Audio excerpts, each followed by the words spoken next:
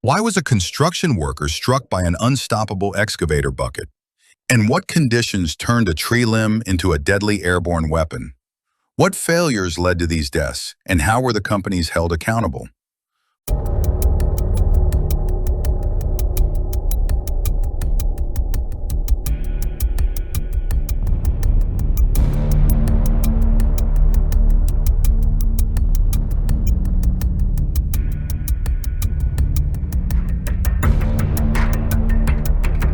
Florence, Oregon, January 11, 2017. Thomas's last shift started at 8 in the morning. The job site outside Florence, Oregon was already alive with motion. Diesel engines growled as job site radios crackled with updates. And somewhere on that plot of dust, an excavator was waiting for the day to begin. The weather was cold, the ground soft from overnight rain. Steam rose from the damp soil as machines rolled into position. 53-year-old Thomas worked for a company that specialized in construction site preparation, clearing plant overgrowth, leveling the earth, and shaping soil to make room for cement and water lines. He was walking the site and assessing the situation. For a moment, he stood behind the excavator, which would be soon brought to life to do the hard work. He stopped and lingered, likely inspecting something, maybe directing traffic for the dig. He'd done this before, many times. But something about this morning was different. The operator waved to Thomas as he hopped inside the cab. The operator brought the roaring machine to life without any preamble. He touched the controls and moved the machine around as it warmed up. Then he adjusted the boom which brought the bucket up into the air. But then, without warning, a sharp hiss split the air. A hydraulic line ruptured. The pressure drop was instant as the red hydraulic fluid sprayed out with the strength to cut through skin. But the real hazard that ended Thomas' life was the fact that the steel bucket, no longer supported by the hydraulic system, fell straight down like a metal hammer. A half-ton scoop of metal collapsed right on top of Thomas. He didn't have time to look up. It struck him at the base of the skull and across the back of the neck.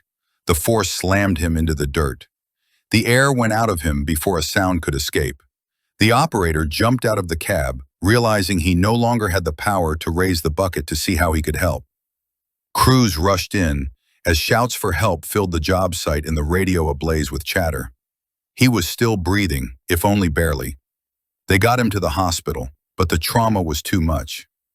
OSHA investigated Thomas's accident the next day. It revealed more than just a broken hose, but a broken system. 3 serious violations were issued. 1. There was no record of regular safety meeting. 2. There was no documented check to flag unfit equipment. And 3. There were no working eye wash station anywhere on site. Not that it would have helped this time. The violations came to a grand total of $2,920. That was the value assigned to the chain of decisions that led to a man standing in the wrong place, which was beneath a machine that was unfit to operate. Florence is a quiet town, surrounded by dunes and sea air. But on that January morning, the silence came fast, heavy, and irrevocable. And all it took was a single drop. Mount Shasta, California. January 9, 2017. The events of Anthony's last shift happened around 10 in the morning. The cold in Mount Shasta had settled into the boots and in the bones of every crew member responding to the emergency power outage. Snow lined the edges of the road, and the pines stretched high and thick above the work zone. Up in the cherry picker, 40-year-old Anthony stood with a chainsaw in his grip, watching the way the broken tree limb leaned against the power line, stretching it out. The wind from the previous night has pushed and pulled until the limb cracked and fell across the line. The line, still intact, bowed underneath the weight of the limb like a loaded slingshot. The job was to relieve the pressure, cut the top and let it fall safely down, and hopefully not do any damage to the line in the process. But chaotic pressure doesn't always cooperate. Anthony positioned his cherry picker and raised his chainsaw. He checked the angle and started his cut. The blade bit into the wood, and he worked it through the limb. As the saw approached the last few inches, the wood splintered, and then it snapped free. But it didn't fall backward and downward as Anthony planned. Instead, The instant the tension released, the power line stretched like a slingshot, shot the timber upward, launching the tree's limb up into the air like a catapult. It shot 50 feet into the air, and Anthony stood frozen, stuck in his cherry picker, watching in disbelief. The limb, flung up, hung in the air for a moment, then came down in a perfect arc, right toward Anthony, his saw and his cherry picker.